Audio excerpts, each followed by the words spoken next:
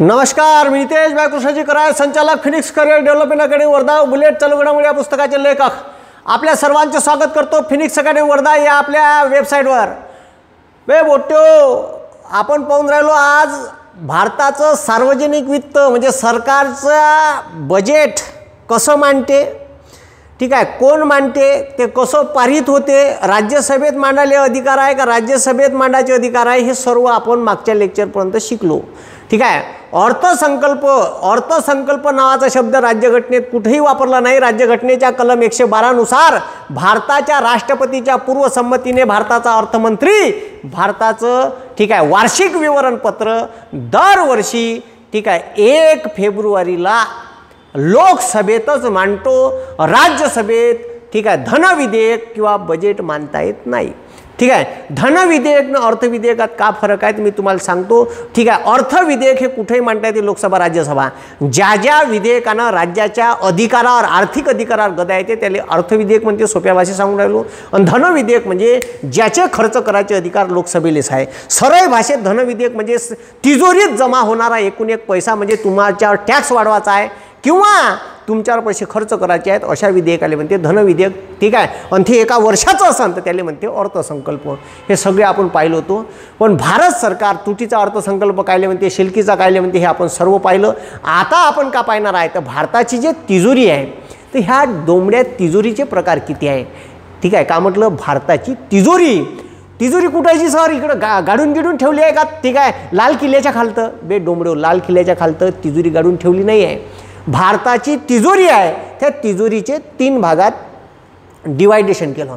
हे तिन्ही पैसे सरकारच्या तिजोरीत येणारा 1 रुपया आणि सरकार खर्च करणाऱ्या 1 रुपयाचं ऑडिट करते. ते ऑडिट कोण करते, त्याच्यासाठी कोण आहे ते सगळे आपण आता नंतरच्या लेक्चरमध्ये पाहू. पण भारताच्या तिजोरीचे 3 प्रकार आहे. किती प्रकार आहेत? 3. लक्ष द्यावे पोट्टो.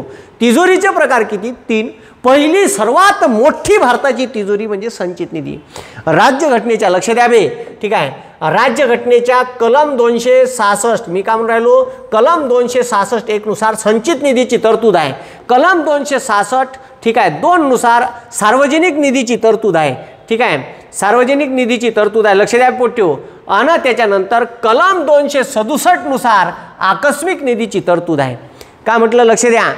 का म्हणते संचित निधी. भारताचा सर्वात मोठा निधी कोणता? संचित. सर्वात मोठी तिजोरी कोणती? संचित निधी. तुमच्या टॅक्सेशनचे पैसे पुरेच्या पुरे इथं जमा होते. टॅक्सेशन. ठीक आहे. भारताच्या सर्व जे केंद्रातले अधिकारी बिधिकारी आहे, आयोगाचे अध्यक्ष आहे. मग आता लक्ष द्या. ठीक आहे. राष्ट्रपतीचा पगार, उपराष्ट्रपतीचा पगार, सर्वोच्च न्यायालयाच्या सर्व न्यायाधीशाचा पगार. ठीक आहे. पंतप्रधान व मंत्रिमंडळाचं मानधन आणि जेवढे आयोग आहे, वित्त आयोग आहे, रिझर्व्ह बँकेचे गव्हर्नर आहे, अजून कोणते केंद्राचे आयोग असेल त्याचा सगळ्याचा पगार भारताच्या संचित निधीतून होते. ठीक आहे. उच्च न्यायालयाच्या न्यायाधीशाचा पगार त्या राज्याच्या संचित निधीतून होते. पण ठीक आहे लक्षात ठेवा मी का सांगून राहिलो का संचित निधीतून पगार आणि पगार आले परवानगी घ्यायची गरज पडत नाही. या जे मोठाले अधिकारी आहे बाकीच्या लोक आहे परवानगी घ्यायला लागते. जे बाकी ठीक आहे जे क्लास 1 क्लास 2 ऑफिसर आहे त्याच्या खालचे तर त्याच्यासाठी ठीक आहे एक वेगळे विधेयक मांडते त्या बजेटमध्येच. ठीक आहे. विनियोजन विधेयक म्हणते त्याला. तर आता आपल्याला का पाहायचं आहे तर भारताची तिजोरीचे प्रकार. 1,00,000% प्रश्न येते. सगळ्यात मोठी तिजोरी म्हणजे संचित निधी. दुसरी आहे सार्वजनिक निधी कलम 266 नुसार आणि राज्यघटनेच्या कलम 267 नुसार आकस्मिक निधी. नावच आहे आकस्मिक. भारतावर आकस्मिक कोणती ठीक आहे घटना येऊन पडली, भूकंप झाला का म्हटलं एखादी घटना एखाद्या राज्यात पूरग्रस्त परिस्थितीतून पूर्ण राज्य ठीक आहे खतम होऊन गेलं, भूकंप आला ठीक आहे किंवा सुनामी आली ठीक आहे असे जर संकट आली, युद्धजन्य परिस्थिती आली भारतात तर भारताच्या ठीक आहे संचित निधीच्या व्यतिरिक्त एक आकस्मिक निधी आहे. ठीक आहे. सर्व निधीतून पैसे काढण्यासाठी परवानगी लागते. संचित निधीतला तुम्हाला सांगितलं ह्या तिजोरीतला 1 बी रुपया ठीक आहे अर्थमंत्र्याला काढताना येत. एखाद्या मंत्र्याने म्हणलं काढणं ठीक आहे 5 काढणं, तंबाखाच्या पुढील काढणं 5ची खरेल घे. ठीक आहे 20 रुपये घे तिजोरीतली असं आपल्या मनात घेता येत नाही. 1 जरी रुपया तिजोरीतला काढायचा आहे तर संसदेची परवानगी पाहिजे. म्हणून लक्षात ठेवा संचित निधीतला पैसा काढायचा आहे. ठीक आहे. संचित निधीतला पैसा काढायचा आहे तर संचित निधीतला पैसा काढण्यासाठी ठीक आहे परवानगी पाहिजे, संसदेची परवानगी पाहिजे भाऊ. 1 रुपया बी. आणि म्हणून ठीक आहे यालेच म्हणते जर धनविधेयक ठीक आहे किंवा बजेटचं विधेयक लोकसभेत पारित झालं नाही तर पंतप्रधानाला राजीनामा द्यावा लागते, ठीक आहे, कारण लोकसभेतच संमत करून घ्यायची परवानगी आहे. म्हणून संचित निधीत तुमच्या खिशातला 1 रुपया तुमच्यावर टॅक्स वाढवायचा जरी आहे तर त्याचंही बजेट मांडावं लागते. म्हणून संचित निधीतले पैसे खर्च काढायचे आहे तर परवानगीची आवश्यकता आहे. सार्वजनिक निधीत, ठीक आहे, लक्ष द्या बे, सार्वजनिक निधीचे पैसे काढायचे आहे तर परवानगीची आवश्यकता नाही आहे, कारण त्याचे पैसे, ठीक आहे, मनन तेव्हा वापरते सरकार आणि त्यानं मागणी केली का वापस करावं लागते. म्हणून इथं परवानगीची आवश्यकता नाही आहे. पण आकस्मिक निधीले पहिले परवानगीची आवश्यकता नाही पण नंतर आवश्यकता आहे. काऊन सर? ठीक आहे, म्हणजे संसदेची परवानगी लागते. लक्ष द्या बे, याच्यातले पैसे काढायचे असेल तर आकस्मिक निधी इथं एक, ठीक आहे, परफेक्ट पैसा त्याच्यात आकस्मिक निधी ठेवून राहते. म्हणजे ठीक आहे, भारताचा आकस्मिक निधी समजा 40,000 कोटीचा असेल तर तो 40,000 कोटी तिथंच राहील. ठीक आहे, आता समजा केरळमध्ये, लक्ष द्यावे, केरळमध्ये पूर आला, उत्तराखंडमध्ये पूर आला, केरळले 2,000 कोटी दिले, उत्तराखंडले 2,000 कोटी दिले, तर ठीक आहे 40,000 कोटीतले 4,000 कोटी संपले, 36,000 कोटीच आहे. पण आकस्मिक निधीचा फंड भारत सरकारनं ठरवून ठेवला आहे का 40,000 कोटी रुपये. मी हे तुम्हाला अंदाजे सांगून राहिलो. दरवर्षी त्याच्यात पैसे टाकत जाते भारत सरकार. जर भारतावर कोरोनासारखी परिस्थिती आली तो आकस्मिक निधीचा फंड वापरते.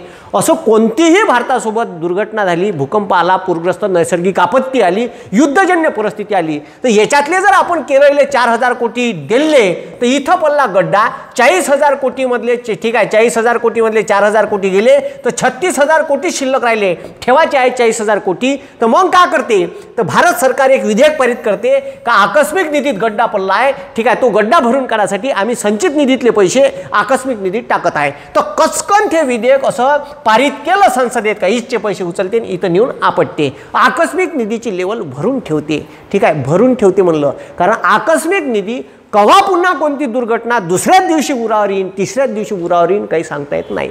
म्हणून आकस्मिक निधी, आता हे लक्ष द्या, म्हणजे इथं परवानगी पाहिजे बे, इथचा पैसा खर्च करायला परवानगी पाहिजे. याच्यासाठी दरवर्षी बजेट मांडतो आपण. ठीक आहे, आणि इथचा पैसा खर्च करायचा आहे तर आता घटना काही सांगून येते का? नाही नाही, पूर येणार आहे, नाही रे मी आज संध्याकाळी पण जास्त पडणार आहे, तयारीत राहायचा तुम्ही, असं सांगते का? आला भूकंप, लोकात नुकसान झालं, ठीक आहे, मग ते राज्य कटोर घेऊन येते केंद्र सर, अजी द्याजी थोडीशी भीक द्याजी. आता तुम्ही पाहिलं असेल, ठीक आहे, आता मागं केरळले पूर आला होता, आपल्या इथं ठीक आहे कोल्हापूर सांगलीत पूर आला होता, तिकडं उत्तराखंडमध्ये मागे एक घटना झाली होती. आता पुन्हा चक्रीवादळ आलं होतं आपल्यावर, आहे का नाही? गुजरात, महाराष्ट्र, गोव्याला नुकसान दिलं ते फक्त केरळलेच गुजरातलेच मदत केली, पंतप्रधानानं गुजरातचा दौरा केला. तो अशा वेळेस का होते का मग आता केंद्राकडे आपण कटोर घेऊन जातो, अजी द्याजी आमची परिस्थिती लयच बिकट आहे, लय नुकसान झालं, 2,000 कोटी रुपये द्या. तर ते असं भीक टाकल्यासारखं 1,000 कोटी रुपये केंद्र सरकार टाकते आपल्या उरावर. मग ते राज्य सरकार बिचारी मदत घेते आणि आपल्या राज्यातल्या लोकायले मदत करते. हे जास्तच नुकसान झालं तर मग आवाहन करते. बरेचसे लोक मग मुख्यमंत्री सहायता निधी गिधी त्या राज्यात टाकते, जसं उत्तराखंडला मदत केली होती, केरळला मदत केली होती तसं.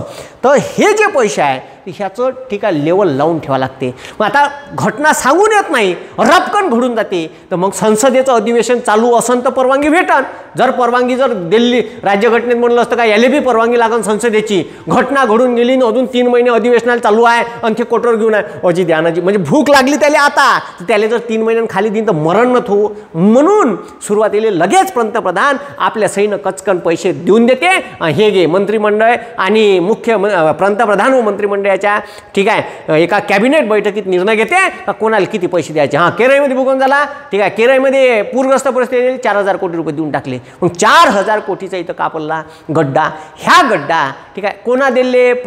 कॅबिनेटच्या बैठकीत निर्णय घेतला आणि देऊन दिले. परवानगी लागली का? म्हणून म्हणते का पहिल्यांदा परवानगीची आवश्यकता नाही, पण तो गड्डा पडला ना 4,000 कोटीचा आहे, दिल्लीने द्यायला मदत. मग हे जे 4,000 कोटीची ठीक आहे 4,000 कोटीचा गड्डा पडला, तो गड्डा भरून करायसाठी पुन्हा 4,000 कोटी रुपये संचित निधीतून काढले आणि आकस्मिक निधीत टाकले आणि लेवल 40,000 कोटीची ठीक आहे मर्ज करून ठेवली. बरोबर, हां, आता जमलं बा.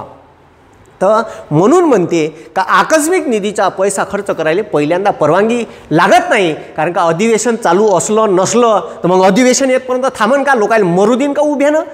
त्याला मदत लागन का नाही? म्हणून मदत लागते, तर ती तडकाफडकी मदत केंद्र सरकार मंजूर करून टाकते. मग जो गड्डा भरला तो येणाऱ्या अधिवेशनात आकस्मिक निधीतला गड्डा भरून काढासाठी ईजचे पैसे संचित निधीतले कचकन उचलते आणि इथं नेऊन आपटते. म्हणून संचित निधीतला 1-1 रुपया खर्च करायचा आहे तर परवानगीची आवश्यकता आहे. ठीक आहे. आणि ह्या निधीले, सार्वजनिक निधीले अजिबात परवानगीची आवश्यकता नाही आहे. अजिबात परवानगीची आवश्यकता नाही आहे. लक्षात ठेवा मी का म्हणून राहिलो. ठीक आहे. कलम आणि परवानगी. ठीक आहे.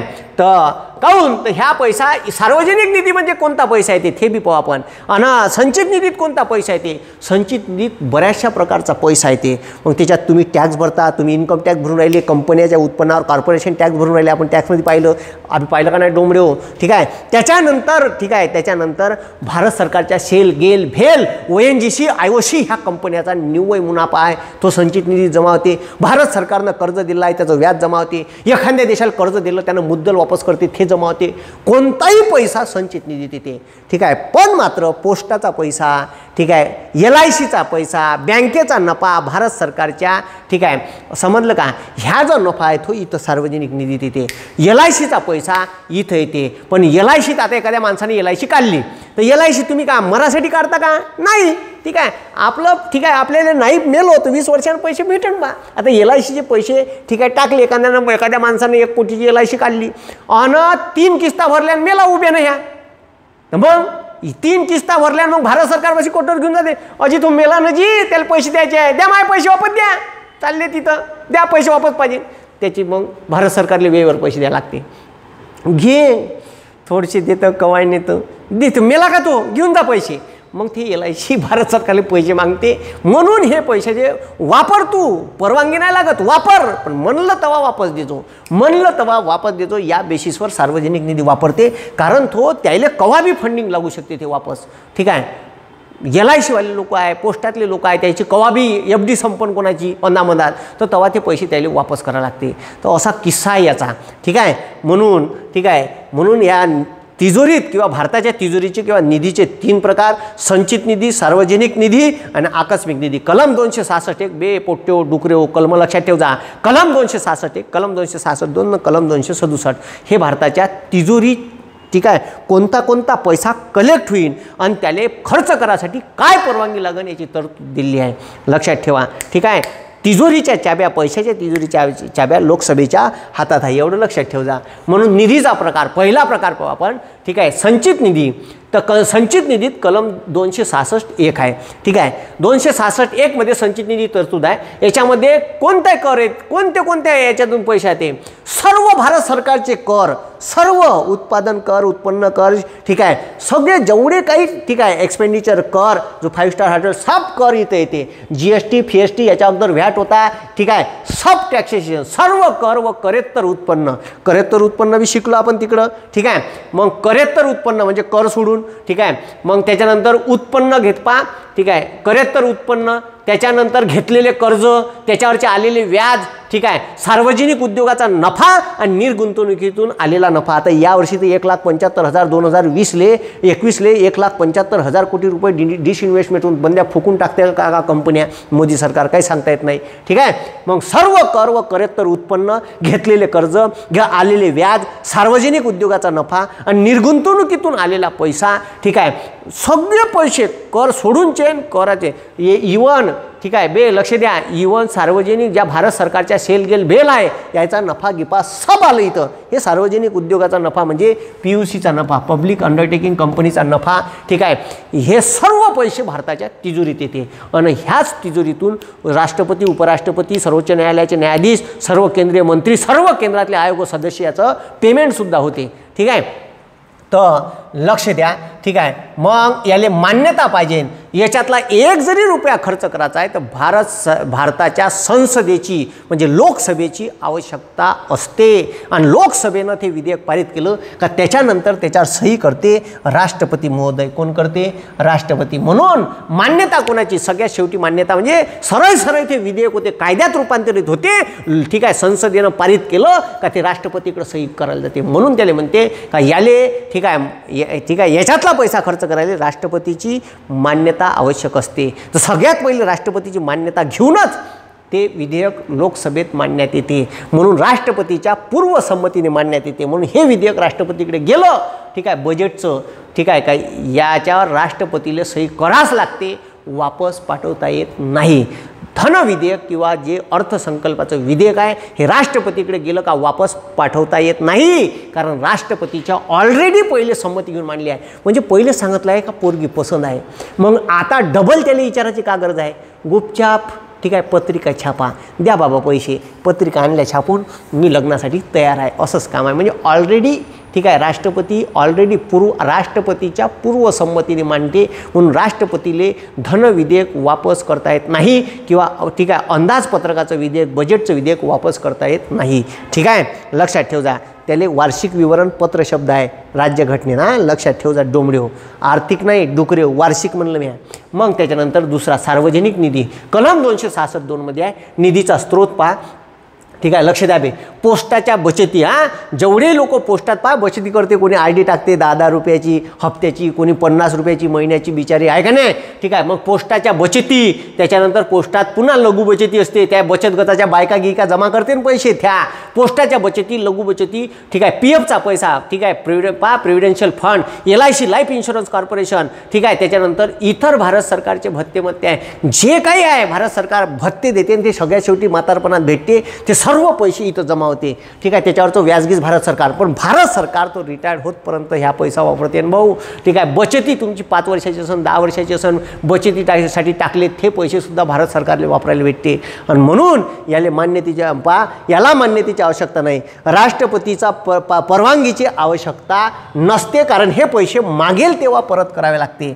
का म्हणते, मागेल तेव्हा परत करावे लागते, म्हणून राष्ट्रपतीच्या परवानगीची आवश्यकता नाही. विचारलो कोणत्या निधीला पैसे, कोणत्या निधीतील पैसे खर्च करण्यासाठी राष्ट्रपतीची आवश्यकता अजिबात नाही राहत, तर तो सार्वजनिक निधी. कारण हे पैसे त्याला त्या कंपन्याचे होय, भारत सरकारच्या कंपन्या आहे, पोस्ट होय, ठीक आहे, PF चा पैसा भारत सरकारच भरते, भारत सरकारच वापरते, LIC चा पैसा होय, LIC भारत सरकारची कंपनी होय, पण मात्र त्याला मागन तेव्हा ते पैसे द्यावे लागते. म्हणून ठीक आहे, म्हणून लेको, ठीक आहे, हा जो पैसा आहे हा पैसा मागेल त्या तत्वावर, ठीक आहे, वापस करायला लागते, म्हणून याला परवानगीची आवश्यकता नाही. कारण पुन्हा जर याला मागेल त्या तत्वावर जर वापस करायची काम पडलं आणि पुन्हा संसदेची परवानगी, ठीक आहे, कराय गुरुजीने 1 कोटीचा काढला होता आणि कराय गुरुजी मेले, ठीक आहे, तर कराय गुरुजीच्या बायकोला द्यायचे आहे 1 कोटी रुपये, तर मग संसदेची परवानगी भेटन कवा, अधिवेशन होईन कवा, म्हणून कराय गुरुजी द्यायचीच नाही, जाऊ द्या ना, मेले आहे की नाही. तर मग असं जर आलं, ठीक आहे, प्रश्न तर मग कसा येईल. म्हणून हे जे पैसे आहे वापरायलाही परवानगी नाही, पण ऑडिट होते, याचं ऑडिट होते, पैसे किती आले किती दिले, ठीक आहे, असं नाही. म्हणून ठीक आहे, फक्त संसदेची परवानगी नाही लागत, म्हणजे संसदेची म्हणजे राष्ट्रपतीची परवानगी लागत नाही सार्वजनिक निधीतला पैसा खर्च करायसाठी. हे ह्या पहिला संचित निधी कलम 266(1), ठीक आहे, दुसरा पाहिला 266(2), ठीक आहे. मग इथं पोस्टाच्या लघु बचती, PF, LIC, ठीक आहे, आणि इतर भत्त्याचे पैसे इथं जमा होते. आकस्मिक निधी कलम 266, एक याचा पॉईंट होय बे, कलम 266(1) नाही, कलम 267(1) नाही होय. आकस्मिक निधी आहे कलम 267 मध्ये, फक्त कलम 267. निधीचा स्रोत कुठून पैसे येते, तर पहा, एक ठराविक रक्कम भारत सरकार जमा ठेवते. मी तुम्हाला पहिले सांगितलं का ह्या जो आकस्मिक निधी आहे भारताचा, तर ह्या आकस्मिक निधी असा भरून ठेवते, शीग मारूनच ठेवते, कारण कोणती वेळ कशी येईन काही सांगून येत नाही, वेळ काय आहे का नाही. जसं तुम्ही तुमचं घर, म्हणजे मी मेलो तर माझ्या कुटुंब LIC वर जगन, किंवा माझ्या कुटुंबाला मी मेल्यावर 50 लाख भेटन, 1 कोटी, तर अशा मोठ्याला LIC काढून ठेवता का नाही. तर एक ठराविक रक्कम जमा ठेवली जाते. जर भारतावर एखादी नैसर्गिक आपत्ती आली असेल किंवा युद्धजन्य परिस्थितीमध्ये, पहा इथं दिलेला डोंबडे, युद्धजन्य परिस्थिती किंवा नैसर्गिक आपत्ती, मग नैसर्गिक आपत्तीत आपल्यावर वादळ येऊ शकते, भूकंप येऊ शकते, ठीक आहे, जंगलाला आग लागू शकते किंवा अजून अन्य कारण होऊ शकते, ठीक आहे. तर अशा वेळेस भूकंप, पूर, ठीक आहे, भूस्खलन अशा जर घटना झाल्या या परिस्थितीमध्ये, ठीक आहे, सुनामी, तर या परिस्थितीमध्ये, ठीक आहे, हे पैसे खर्च केले जाते. पहा या परिस्थितीमध्ये या निधीतील पैसा लगेच वापरता येतो. मग ठीक आहे, कॅबिनेटच्या बैठकीनं लगेच निर्णय घेते, एका दिवशी पैसे देऊन देते. म्हणून सुरुवातीला राष्ट्रपतीच्या मान्यतेची गरज नाही, पण मात्र लक्ष द्या, पण येणाऱ्या काळात, ठीक आहे, पहा येणाऱ्या अधिवेशनामध्ये संचित निधीतून हे पैसे आकस्मिक निधीत टाकण्यात येते, तेव्हा मात्र संसदेची म्हणजेच राष्ट्रपतीची आवश्यकता असते. ठीक आहे, म्हणून आकस्मिक निधीत मी तुम्हाला मगाशी सांगितलं 40,000 कोटी आणि 4,000 कोटी 4 वेगवेगळ्या नुकसान झालेल्या राज्याला दिले, ठीक आहे. तर 4,000 कोटीचा गड्डा पडला, तो पुन्हा गड्डा भरून करायसाठी संचित निधीतले पैसे याच्यात आणून टाकते आणि ह्या डब्बा फुलच्या फुल भरून ठेवते. कारण उद्या पुन्हा भारतावर अशी वेळ आली तर करायचं का, ठीक आहे, असा प्रश्न येऊ शकते. म्हणून बरोबर पायजा डोंबडे हो, ठीक आहे. मग स्क्रीनशॉट मारून घ्या कचकन, ठीक आहे. तर हे झाले भारताचे संचित निधी, हे तुम्हाला सगळे सांगितलं, ठीक आहे. नफा निर्गुंतवणूक आलेला पैसा, मान्यता राष्ट्रपतीची आवश्यकता थेस होय, जे मी सांगितलं राष्ट्रपतीच्या मान्यतेची आवश्यकता नसते. सार्वजनिक निधी कलम 266(2), ठीक आहे, मागेल तेव्हा परत द्यावे लागते. हे ठीक आहे. ठराविक रक्कम या निधी जमा करून ठेवली असते. पूर, वादळ, भूकंप व युद्धजन्य परिस्थितीच्या काळात हे पैसे लगेच उपलब्ध, ठीक आहे, व्हावे या उद्देशाने आकस्मिक निधीची सोय राज्यघटनेत करण्यात आली. आकस्मिक निधीचे पैसे तुरंत मंजूर करावे लागते. म्हणून या पैशाला सुरुवातीला राष्ट्रपतीच्या संमतीची आवश्यकता नसते डोंबडे हो, ठीक आहे. पण येणाऱ्या अधिवेशनामध्ये संमती घेऊन, ठीक आहे, जेवढे पैसे आकस्मिक निधीतले वापरले तेवढे पैसे आकस्मिक निधीत, ठीक आहे, टाकण्यात येतात. म्हणून त्याला राष्ट्रपतीची परवानगी घ्यावी लागते. पण केव्हा, नंतर घ्यावी लागते, पहिले परवानगीची आवश्यकता भासत नाही, ठीक आहे. तर हे झाले भारताचे 3 निधी, ठीक आहे. स्क्रीनशॉट मारायचा असेल तर मारून घ्या, ठीक आहे. याचवर मारता येणार नाही बे, पाहून घ्या, लिहायचं असेल लिहून घेत जा नोट्समध्ये कसं,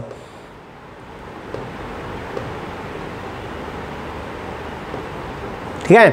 तर असं आहे भाऊ, ठीक आहे. याच्यानंतरचा टॉपिक जो आहे, याच्यानंतरचा टॉपिक आपण पाहू का हे जे भारत सरकार खर्च करते बजेटमध्ये पैसे तुमच्या लोकांवर, तर हे पैसे खर्च करते, तर याच्यावर काही कंट्रोल आहे का नाही जी, हे जे भ्रष्टाचार उघडकीस येते, हे येते कशी, तर हेच आपल्याला आता, ठीक आहे, नेक्स्ट लेक्चरमध्ये थेच पाहू का भारताच्या तिजोरीतून जे पैसे खर्च होते त्याच्यावर कोण लक्ष ठेवते, आहे का अशी व्यवस्था का त्याच्यावर लक्ष ठेवते.